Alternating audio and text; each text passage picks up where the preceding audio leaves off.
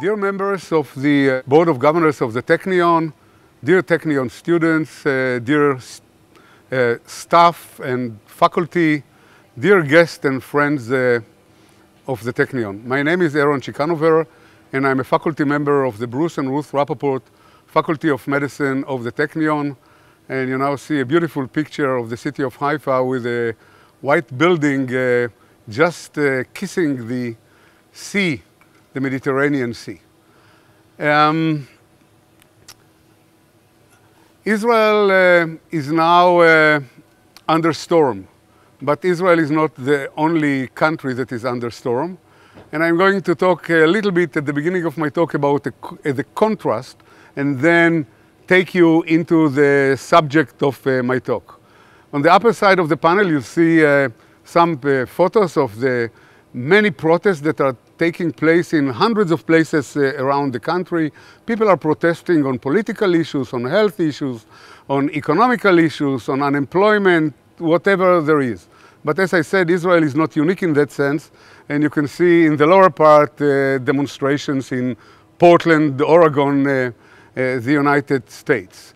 But here we are sitting in a beautiful evening in the campus of the Technion with a beautiful background just behind us of the city of Haifa in a serene evening, trying to live our normal life, and the contrast is huge. Even the contrast of this lecture is huge. I know many of you. I've met you all over the world, from Australia to Europe to the United States. I'm used to talk to you directly, to listen to you, to follow your eyes, to follow your body. Now I don't see you. I'm talking to a cold camera that is standing in front of me. I'm talking to a screen. It's strange, very strange for me too, but circumstances enforced it on us, and I hope that the pandemic will be over soon, and we shall soon, shortly resume our normal lives. So let me take an artist view of the contrast. What you see is a piece of art from my office in the Faculty of Medicine of the Technion. It's 3 layers of aluminum cut by laser by an Israeli artist called David Gerstein, and then it's hand painted. And you see here about 50 people there. If I take you to my own apartment, I now introduce you to my own apartment, you see 6 pieces like that are put together, and you see about, I would say, 300 to 400 people there in 3 layers, all hand painted, and it can be horizontal, one piece is longitudinal. And the artist called this piece, or the entire series, he called it Fifth Avenue. Why Fifth Avenue? For those of you who know Fifth Avenue, and I don't think that there is anybody who does not know Fifth Avenue, it's the people there. It's the people of all kinds, secular and religious, walking with dogs and with cats, with baskets and with fashioned purses, going to shop and going to suntan their eyes in the beautiful architecture of the buildings that are around. It's the human beings there, the crowded, the environment that gives Fifth Avenue what it is, and I think that David Gerstein, was inspired by it by creating this, and even when it's hanging on my wall, look how vivid it is. But now, let's go to Fifth Avenue nowadays. So in the middle, it's Fifth Avenue alive, the Rockefeller Plaza, where people are skating on the ice rink, one of the fancy shops, and on the sides, you see Fifth Avenue during the pandemic. So you see the empty Apple Square just in the southeast corner of the Central Park. You see the skating rink, which is empty. Nobody is there. And you see Saks Fifth Avenue, not only that it's empty, but it's protected from looting. It's protected by wooden plates from looting, which is part of what's going on. Violence is accompanying the protests, not only in the United States, but in Israel too, I must admit. Violence from all sides of the political map, violence of the police, and so on and so forth. So you see that what's going on here is something that, if we analyze it deeply, and that's what takes me into my talk, is something that on two sides we are seeing the physical part of the pandemic. We are seeing the virus that is threatening us. It's a little particle that we are not going to talk about, and you are seeing the sick human patient that is lying in the hospital or at home suffering from pneumonia. Some of them are unfortunately dying. And then part of the physical map is, of course, the epidemiology, the physicians, the nurses, the social workers, and so on and so forth. But in the middle, you see a culture. In the middle, you see a culture. And the culture is a culture of protest, which is justified. You see a culture of violence, which I am not accepting. You see a culture of poverty, you see a culture, you see the reaction, the human reaction, and then you realize how thin is the culture, how easy it is, how abrupt it can be to move from living serene life, going to wonderful restaurants, going to the theaters, going to the movies, enjoying wonderful classical music, to life that is violent, to looting stores. Whoever imagined that Saks Fifth Avenue and other stores on Fifth Avenue will look like protected from looting by violent people that are raged at what they see and at what they hear. And on this very gap, on the culture that in between, I'm going to talk to you. And the culture that in between is a complicated culture. It's different from country to country. It's different because of the history and the background of the people being obedient or being less obedient. It depends on the trust that the people have in the government. It depends on the information and disinformation that they hear or don't hear, the social networks and so on. So in different countries, we are seeing this different gap. And I'm going to tell you about it, and I can tell you that a very healthy society is a society that is smart enough and courageous enough to cast foundation, strong foundation of ethics into the people so they will be able to withstand even such crisis rather than completely disintegrate the glue that holds the society together. And I'm going to start, I'm not going to cover the whole subject, it's a very complicated subject. I'm going to cover some of it, initially just as related to the COVID-19 pandemic, and then as related in general to modern medicine and how it's going to evolve. So let's start and talk about treatment priorities. So treatment priorities, one question that came up immediately in the shortage of intensive care unit people, in the shortage of respirator that we experienced here in Israel at the beginning, whom to put in a respirator and whom not. Aged people should not be put or should be put. People with a pre-morbid background, should they be put on the respirator in a life-saving procedure or shouldn't be put? What type of pre-morbid state? Cardiac, cancer, other diseases. It's a deeply moral question of how to behave. Because if we don't put them on the respirator, and I'm not going into it in details, we may basically sentence them to death. So here is the physician and the nurse that have to decide about death and life of a person based on some criteria that no one knows what they are based on. In Israel, they started with age. Then immediately it was rejected there was a committee that was headed by a physician who is also a rabbi and by representative of the public. They decided initially on age limit, and age limit is something that we accept. For example, for organ transplantation, we limit the age for organ transplantation in Israel to 65. So for example, I am not eligible to any organ transplantation, even if I need, in the state of Israel. So it's not something that is foreign to us. And then they change it to all kinds of morbid state, 1-star, 2-star, 3-star, and always it will be a committee in the hospital that made also of public representatives that will decide.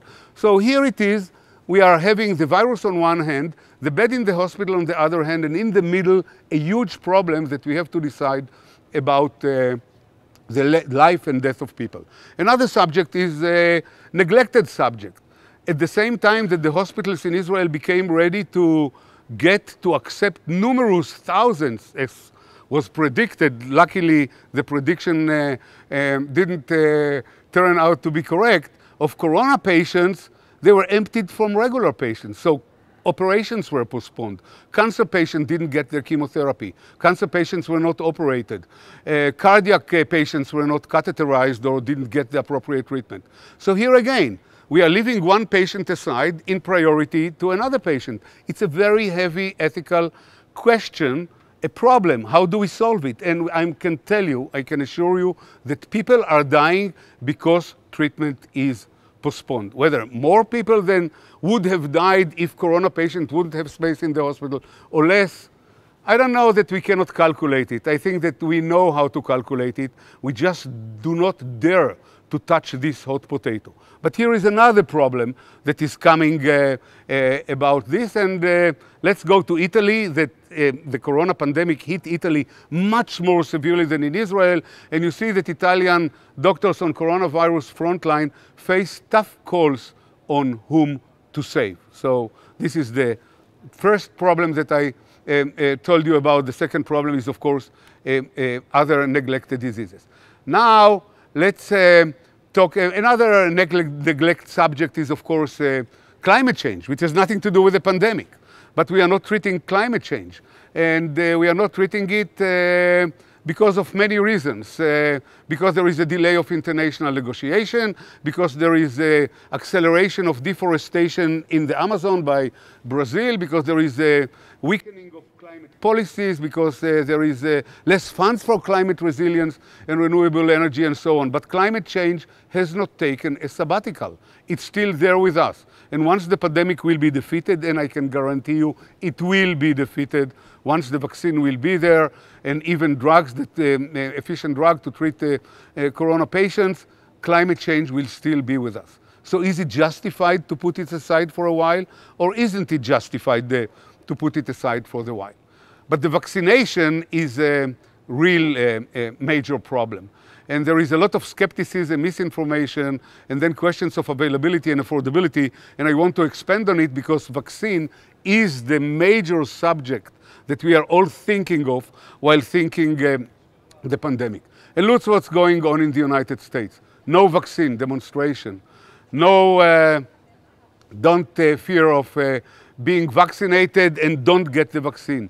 Trust in God, not vaccines. Read what's going on in the lower part. I cannot read all the logos there, but it's heavy demonstrations against vaccination. This is a planned global power. Grab the messenger RNA vaccine, what Moderna is developing, will kill millions more than CVI, than COVID. COVID is a hoax. Cure is worse than a virus. Health is not found in the syringe. Look what's going on just in the United States and in many other countries. And why is it? Why is it that people don't trust the vaccine? That is truly the only outlet out of this pandemic. I'm not going to give you a whole lecture. This deserves a whole lecture by itself. But look at these two books that were written by Andrew Wakefield, blaming vaccine for autism. And autism, as you know, is not one disease. It's a whole spectrum of behavior in children that people are scared of. And he blamed, basically without any scientific foundation, he blamed vaccination for autism. So no wonder that he has millions of followers after his tweets and his books, and people are afraid of it. And then it took, maybe you cannot read it, but it took hundreds of and billions of dollars of really scientifically established studies to negate this misinformation. Vaccine ingredients do not cause autism. There is no link between vaccines and autism. Vaccines do not cause autism. All the titles that you see are all studies made on population of either autistic children or children that didn't get autism and got different vaccines, mostly the MMR vaccine and the measles, mumps, rubella vaccine that was the culprit that was blamed by Wakefield in causing it. And it took billions of dollars that could have been diverted to other purposes in order to negate this. And I'm not sure that the hand of Wakefield is still not on the top if you ask people. And I think that in many cases in the top. And now look at what's going on. This is, do you plan to get a corona vaccine? A corona means this question was asked to people in the United States, was presented to people in the United States just recently when it is available. And look what's going on. The overall people, 20% will not take it. 31 are not sure. But let's look only on the right side. Under the age of 50, the young one, it's a little bit more. The adults are more trustful, are more trusting. Only 12% of the adult claim, maybe because they, like me, they belong to a risk group of getting the disease and being more severely sick. But maybe, and I think this is a more a strong reason, they saw in their lifetime what's going on with vaccines. They saw how the world is rescued from polio. They saw how the world is rescued from many other diseases, from measles, from rubella, from mumps, from other diseases, and they trust more the vaccines. But look at the difference between the white and the black and the Hispanics. The black people, 40% of them, will declare that they are not going to take it. In Israel, I don't have the numbers, but I can tell you that there is a population in Israel, a large one, that will refuse to take vaccine. So why is it that the difference between the white people and the black people, maybe the reason that the black people refuse to take it is right. They don't trust the authorities. They don't trust the American government. Look what's going on. I'm just taking you to the Tuskegee experiment. This experiment was run by the health authorities of the United States, Tuskegee Experiment, on the name of the place in which it happened, between 1932 to 1972. 40 years of experiment where males, mostly males, American black males, that were contracted syphilis were not treated. The purpose of the experiment was to follow the development of the disease, seeing the patients succumb to the disease with developing more severe and more severe symptoms without being treated, just in order to satisfy curiosity, in order to follow the development of the disease, how it spreads in the body, how it hits the brain, how it hits other organs. And they knew that something is wrong with them, and they were told lies. They were deceived, telling them that they are treated, but basically they were not treated. And you see what's going on with them for 40 years until 1972. So no wonder that part of this population doesn't believe in what they are told, doesn't believe in the authority. And therefore I mentioned at the beginning of my talk that building a trust between the authority, between the government and the people is a major foundation in order to have, I wouldn't say obedient, people that are listening, people that are ready to obey the instructions. I wouldn't say orders, we are not in the military, to go with the government in order to defeat the pandemic. And no wonder that that's what we see, because the memory is there. Then another issue of the vaccination is, of course, that people are afraid that it will not be affordable and it will not be available. People are afraid that the rich countries will have it for themselves, while poor countries will not have it. So obviously, if Moderna is an American company, maybe it's clear, to me it's not clear at all, that the Americans will have priority on the products of Moderna, or if they will pay $60 per dose, per aliquot of vaccination, while the poor countries in Africa will not be able to pay at all, then you know to whom this vaccination will go. And you see that the global pen seeks to promote vaccine equality and spread risk. So there is another ethical problem. Once the vaccine, and I'm going to talk about it later on, what are the challenges that we are facing while developing the vaccine? And the availability and affordability is one of them, not to say, of course, the technical obstacles that we have to overcome, but these are minor compared to this one. Then people say that one of the problems that we are facing in the pandemic is another pandemic. It's called infodemic. Misinformation and disinformation. These two terms can be confused between one another, and indeed there is an overlap area between the two. Misinformation is just false information, while disinformation is aimed at misleading the one that listens to it, that hears it. So it has a purpose behind. And the infodemic is huge. Let me show you just few of them, few examples. This is taken from last Thursday. Trump says he still thinks hydrochloroquine works in treating early stages coronavirus.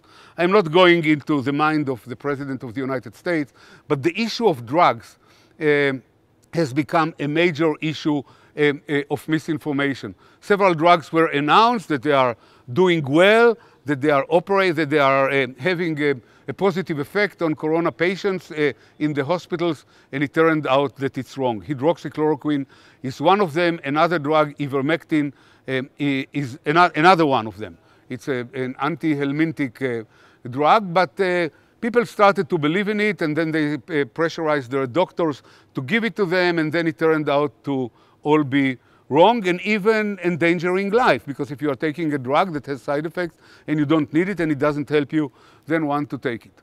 And then Madonna, lead celebrity, Vogue for COVID conspiracy theories. She said that there is a vaccine. This is a part of, again, of the movement against the vaccines. That there is a vaccine, but the vaccine is concealed. And it's a conspiracy of people that wants to make money, that want also to see some nations collapse and some nation being rescued. Actually, this was told about China, which was completely refuted. That China developed the virus. This was also part of the misinformation, that China developed the virus in order to infect the world, and they have the vaccine in order to protect. And how can we explain the small number of people that were infected in China, only 80,000 or 90,000, and only 4,000 dead, where only in Israel we have now more than 40,000 infected, and we are a country of 8 million people, and China is 200-fold larger than that. And unfortunately, Madonna has 15 million followers in all the social networks, while any scientific paper, if it's being read by hundreds of thousands of people, it's a miracle. It's a miracle. 15 million people now see what Madonna told them about the conspiracy that there is a protective vaccine, but it is concealed by some tycoons in order to make money and in order to cause nations to collapse and so on and so forth. Now we are asking ourselves, what is it about this misinformation? Why it's being spread? So some of it is just malicious. People like it. You know, they are abusing us. There are all kinds of computer hackers that spread all kinds of lies. But some of it has intentions behind it, political intentions. You know, there is a big war between the United States and China, and President Trump will say something about China, and then China will say something about the United States. But I'm not going only to the United States. Here in my country, it's also driven by political, there are all kinds of pressures on the government to open certain sections and to close other sections, and the government is now unstable. We are going, maybe, I hope not, to fourth elections now, and there is a will by certain leaders to show how they conduct, how they can lead and how they can help the people and so on and so forth. And many decisions have been taken which are not based completely on, but absolutely not, on epidemiological studies, on experts, on a team that can advise the government and so on and so forth. So politics is one reason that we are hearing all kinds of rumors around us,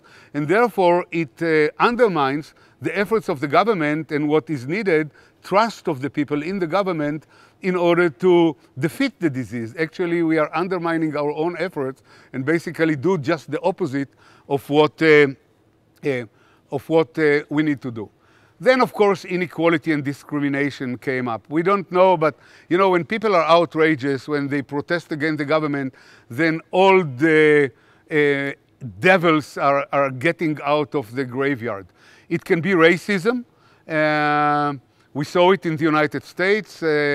We saw some of it, I wouldn't say racism in Israel, but there are discrimination, signs of discrimination between Eastern Jews and Western Jews, Ashkenazi and Sephardic, religious and secular, Arabs and Jews, and so on and so forth.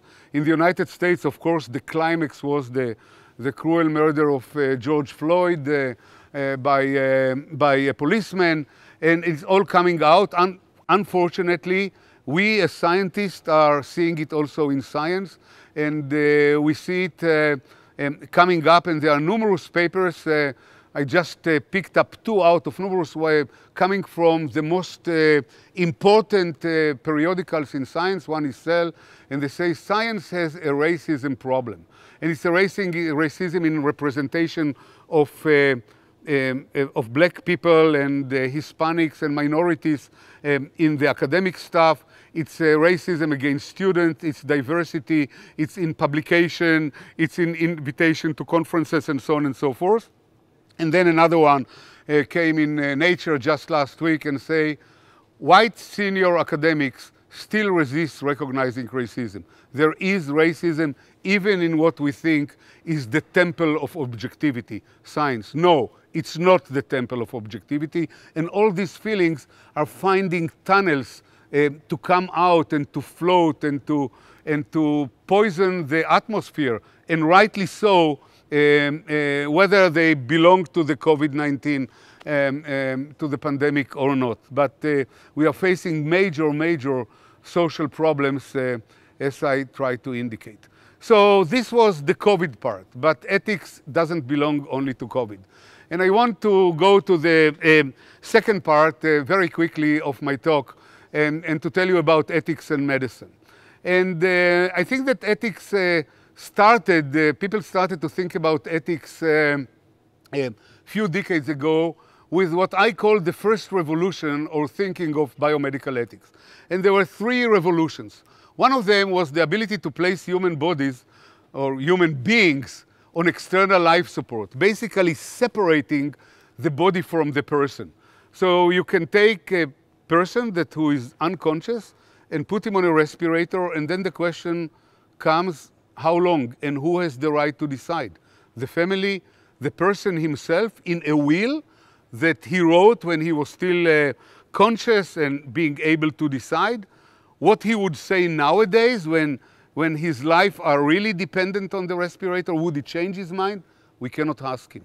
So, you know, this separation, think about it, the separation between the body and the soul that have been enabled by technology, it's always technology, has posed us with a major problem. Another problem is IVF, in vitro fertilization. We don't need family to have children. We don't need a woman. Well, we need the woman for the pregnancy, but it doesn't have to be the mother. We can have a surrogate woman. We don't need the father. We can manipulate. We can do whatever we want. And this also posed the major issues of, that basically are placed on the verge of eugenics.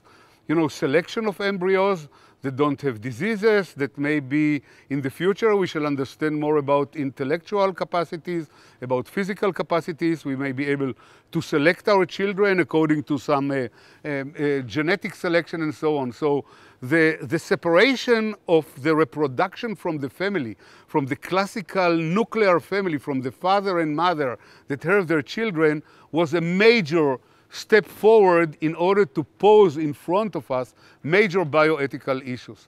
And then, of course, they increased the use of human subject for experimental research. You know, we are doing justified clinical trials in order to put, and we are going to talk about vaccines in a minute or two.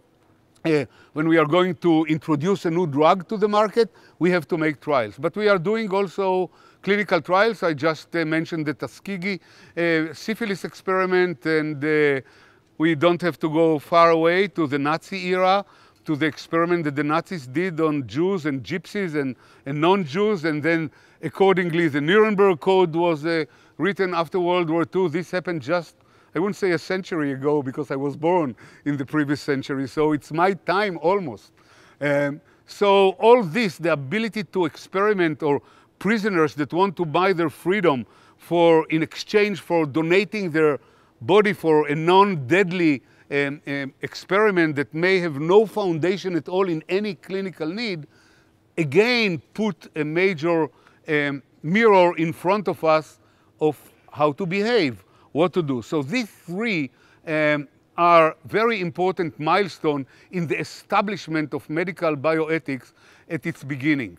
But then came the second revolution. And the second revolution poses a major problem on top of the three that I already put. And this is, of course, the discovery of DNA and the ability to manipulate the DNA. On the right side, you see the two heroes. I'm not going to tell you about the biochemistry of DNA because I am limiting myself only to bioethical issues.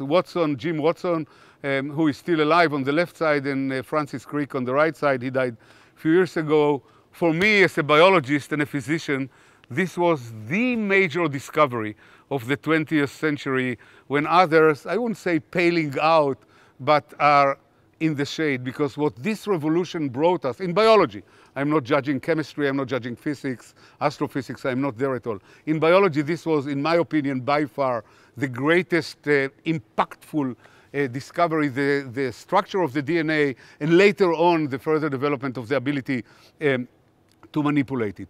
And nowadays we are standing in front of another revolution in bioethics, which is called the revolution of personalized medicine, the 4 or 5 P's medicine, which is personalized or precise, predictive, preventive, and participatory. And it's all based on our DNA. And I'm not going again to all the details and how it evolved, but nowadays we are able to read our makeup.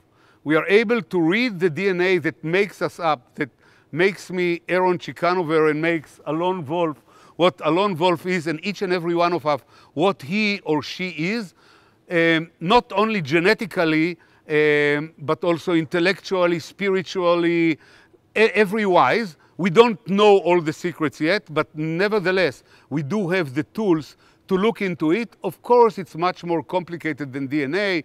Above the DNA, there are other layers of RNA and proteins, and of course, there is the environment and the education, but at the end of the day, the education affects my DNA, the epigenetics, what comes on top of the genetics, because there are no, I'm a chemist and a biochemist and a physician, I don't believe in any, the human spirit at the end. I may say something revolutionary and discussion-provoking, maybe even anger-provoking, but there is no spirit. It's, at the end of the day, it's chemistry, and even education and the environment affect, so they affect our chemistry.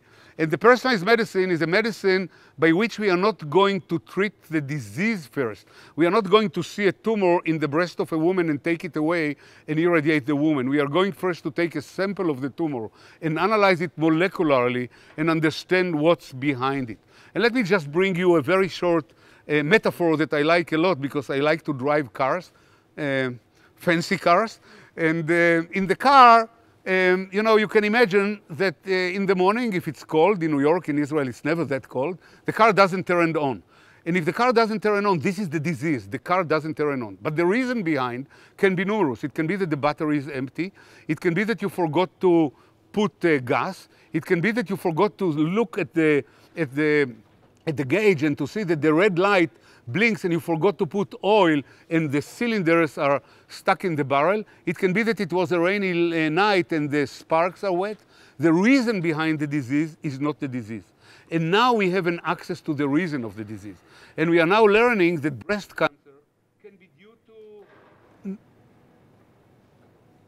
be due to numerous reasons. It can be due to a mutation in one receptor that is called the EGF receptor, and it can be due to a mutation in the progesterone receptor, and it can be due to a mutation, in the estrogen receptor, and it's all in our DNA. And the DNA we either inherited from our mother and father, or we affected it, we mutated it along our life, because we were exposed to the irradiation of the sun, to cosmic irradiation, to radioactive irradiation, God forbid, and so on. So the first thing that we are going to do is to diagnose the disease, and we are moving from a very rude medicine, which I call pajama medicine, or one size fits all. What is a pajama? Pajama is something that we are buying that has only 3 sizes, small, medium, and large. And the rubber band is doing all the rest. And we are moving to a suit type medicine, to one that fits us, that answers the question, that to solve the problem that we have, the specific mutation that I have, and woman A has a breast cancer A, and woman B has a breast cancer B, and woman C, and so on, for woman B, D and E, and so on and so forth. So this is a big revolution, and the big revolution, again, as I said, its layer is going from proteins to RNA, from DNA to RNA to proteins, and then to epigenetics, to above the DNA, and so on and so forth. So I'm not going into the physics of it, but what I'm going to tell you now very briefly, that under the reign of personalized medicine, we shall need to change the definition of 3 fundamental terms in canonical medicine: disease, patient, and treatment. Let's start with disease. What is a disease? newly developed blood test, and look at the dates. The dates are all from last week. I prepared this talk last week. Newly developed blood test can detect cancer 4 years before conventional method. I don't know that I have cancer, but maybe I'm a diseased patient. Remember, the word disease comes from dis-ease, dysregulation that makes my life uneasy. This is the word disease. It's going back to the old Greek root. Am I diseased now? Should I go to diagnose myself now, sitting in front of you, lecturing with enthusiasm and passion? I feel very healthy, but I may carry a cancer according to new medicine. There may be molecular traces circulating in my blood. Maybe the tumor is tiny, it's small, it has only hundreds of cells, but it shedded one cell that I can catch in my blood, amplify the DNA in it, and diagnose that I have prostate cancer, God forbid brain cancer, and so on and so forth. Blood tests could identify early stage Alzheimer's disease. Now, why did I take Alzheimer's and cancer? Because cancer is preventable. If I know that I have cancer in the prostate and I don't have any symptoms, I can do something. I can operate on it, I can irradiate it, I can do something. But what about Alzheimer's? It's in the brain. I cannot transplant a new brain, I cannot operate on it. I just have to wait and see what's happening to me, how in the next year I'm going to forget my address. To drive back home, I'm going to forget where the Technion is, and to get in one piece in the morning to my laboratory in the Faculty of Medicine. So think about it. What does it mean to have a blood test? Some people will say, wow, it's great. But some people will say, I don't have the guts, I don't have the courage to test myself and to see what's going on. So the disease needs a new definition. The patient, what is a patient? I'm a patient now. If I have a disease that will come up symptomatically in few years, is the embryo is the patient, because I can now diagnose diseases, future diseases and mutation that the embryo is doing. I can take placental fluid, I can take amniotic puncture, take some of the fluid there, analyze it, and predict what the embryo is going to do. But the embryo here in the lower part is already a human being. What about an embryo that is just a cluster of cells? What about the ovum? What about the sperm? Should I diagnose it early on, in a very early stage, or not? So you see that the patient is not necessarily a diseased patient.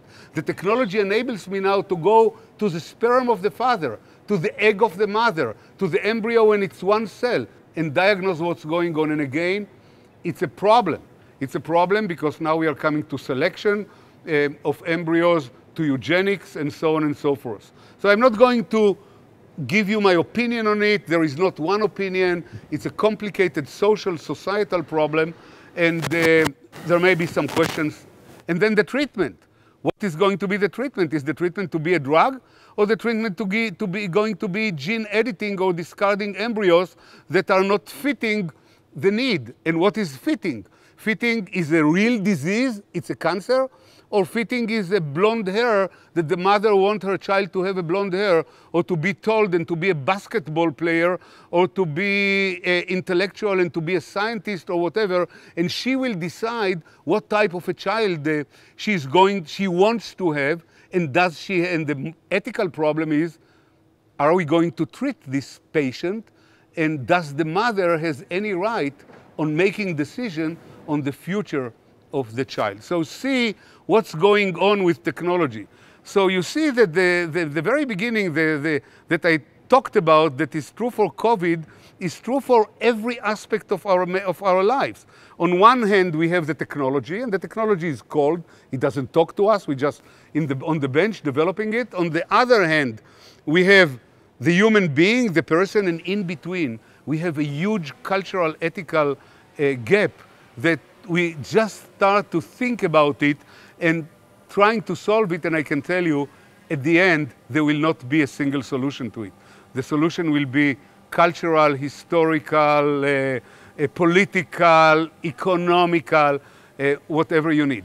So I'm not going to, again, going into details, but as you see, the obstacles on our road appear to be broader and more complicated than just target identification, identifying the mutation in the breast cancer, or identifying any mutation that we are carrying. But the bioethical problems are going, the number 7 that I pointed out as the last one, but in my opinion a very important one, is going to hit us strongly and clearly, and it's better that we shall start to look at it early. Typically we don't think about it, but I think that COVID, if we want to take something positive out of COVID, it floated us the ethical problems and put us just in front of our mirror to start to think about it and to discuss it. And of course, there are many issues here, the genetic privacy. Once I'm giving I always bring the example that I'm always using myself because I don't want to use other people, that I'm walking into the emergency room of the hospital next to the medical school, that I'm working in the Rambam hospital and I'm complaining on a chest pain, and the doctor tells me, okay, we shall try to rule in or rule out a heart attack, and he's doing an ECG, and he comes and tells me, Aaron, I have good news for you and bad news. So it doesn't matter because it's a matter of a minute. What do I want to hear first? So I said, what are the good news? The good news, you don't have a heart attack. What are the bad news? The bad news is that you are carrying a gene with high susceptibility to Alzheimer. Now, this is not an imagination. There is a gene that carries high susceptibility to Alzheimer. It's called APO4B. And people that carry the mutation in this gene are highly susceptible to develop Alzheimer. Then what do I do with this information? We just talked about it. Basically, he told me years ahead of time that I'm at high risk. What do? I go to my wife and tell her that in a few years she's not going to recognize me anymore, or I'm not going to recognize her? I hope that after how many years I'm married, 40 plus, she will stick to me. But what about my employer? Shall I talk to the president of the Technion who is here around? Should he employ me or fire me because I am an employee in risk? But this is not really something that bothers me because the Technion is a public employer. But what about private employers? And what about my insurance agent? The insurance agent will not necessarily renew my policy. He may say, I'm not going to carry you for the years that you need chronic institution. So for 40, 50 years, I paid my health insurance every month. I didn't use even a penny of it, and now that I need it, the policy is revoked. And what about my children? Here comes the problem. Well, I lived my life. I'm not ready to pass away yet, but I have made it, I hope. But what about the children that are young, that are studying, that are having girlfriends, that are on to marry, that are beginning their families? Should they know or shouldn't they know? I'm just talking about the knowledge.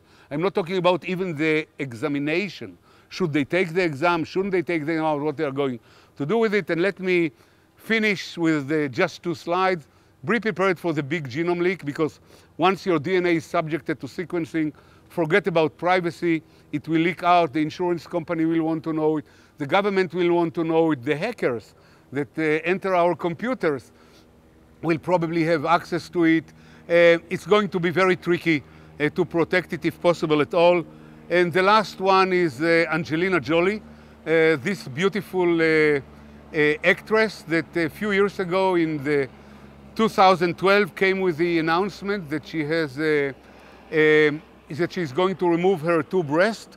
And the reason being that her mother died of breast cancer, and her aunt, the sister of her mother, died of ovarian cancer. And she knew that these 2 diseases are linked to one another, and by a gene that a mutation in it carry high susceptibility to both breast and ovarian cancer. It's called BRCA1. By the way, BRCA1 is a member of the ubiquitin family that Professor Hershko, Professor Rose, and myself discovered, but this is another different story. And she decided to take a preemptive step to take away initially her breast and then her ovaries, and she did a great service to women just by alerting them to think about what's going on if they have a family history. Well, she solved her problem. She did take a preemptive step. She removed the ticking bomb from her body. She didn't solve the problem of her children. She does have children of her own. And luckily, both, I'm not saying that it's easy. It must be awfully difficult. But ovaries and breast are removable. Brain and heart, brain is not removable at all. Eyes are not removable. Heart is hardly removable. you need to have transplant, you need to replace its lungs, pancreas, and so on. So you see, it's a solution. Lucky for her, she did an unbelievable great service to the society, and this is just a prime example of what is a personalized medicine. She didn't have any disease. She was in a risk for a disease that she learned from both a family story and molecular biology analysis, discovering that she is a carrier of the same mutation. Let me end up with a story from my own laboratory. I decided to do it because people are asking me, are you working on corona? I say, no, I'm not working on corona. And the reason being that it's very difficult to get into a new field that you're not into, and I'm pretty sure that corona will be defeated. Hopefully by some Israeli scientists from the Technion will help defeat it. But the solution will come, the big solution will come from the big companies, from those that develop vaccine, from Pfizer and AstraZeneca in Oxford, and Moderna that are announcing. And hopefully some scientists will be able to help by testing, learning epidemiology, and so on and so forth. So I decided to continue our studies on cancer that, as I said, has not taken sabbatical during COVID time, and it's still there. And what you see in the upper row, you see tumors that are growing, it's human cancer, tumors that are growing in mice. And in the lower panel, you see tumors that are growing in mice that were treated by our trick. And I'm not going to tell you about the trick. I'm not going to use any technological jargon, but the trick is very elegant, and I am very happy of it. It was discovered by a very talented graduate student, and the Technion is famous for having graduates, the very talented grad student. He's a student that is doing his MD and PhD together. Actually, he just finished his PhD and is now doing his final exam of MD, Ido Livne. And what he did, he discovered a mechanism in the cells that is sensing nutrients. And the mechanism tells to the cell, you don't need to take nutrients because you have enough food. Or you are hungry, please suck nutrients from the environment. And what he did, he dysregulated the mechanism. The mechanism tells the cells, you have food, don't eat, don't eat, don't eat. And they stop eating and dying of starvation. And that's what happened to them. So it's not a chemotherapy, it's not a radiotherapy, it's tampering with an endogenous mechanism of the cell that dysregulates the sensing mechanism of when you are hungry and when you are not hungry. Think about me, if I'll stimulate the brain, I'll stimulate the feeding center, and the feeding center will tell me, you are full, you are full, you are full, don't eat because you'll puke. I will not eat, and I'll die. It's all a matter of sensing. We are eating when we are hungry. We are drinking when we are feeling that we need water, and so on and so forth. So in this case, we trick the cell to think that he does not need to eat, and he basically commits suicide by starving itself to death. So just a little bit from the Technion flavor. Thank you very much for your attention, and hopefully we shall see you here next year, physically, in the beautiful Technion campus. Thanks a lot. Thank you so much, Professor Ciechanover, for such a fascinating talk.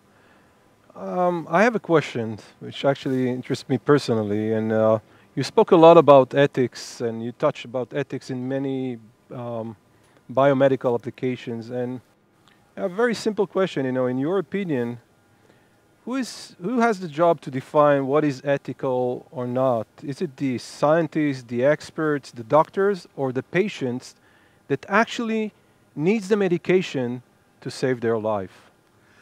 Yeah, it's a very interesting question. What is, to differentiate between the physical part and the more spiritual part is very difficult. The physical part is clear. The patient has pneumonia, the X-ray shows this, the CT scan shows this, you know that he is sick.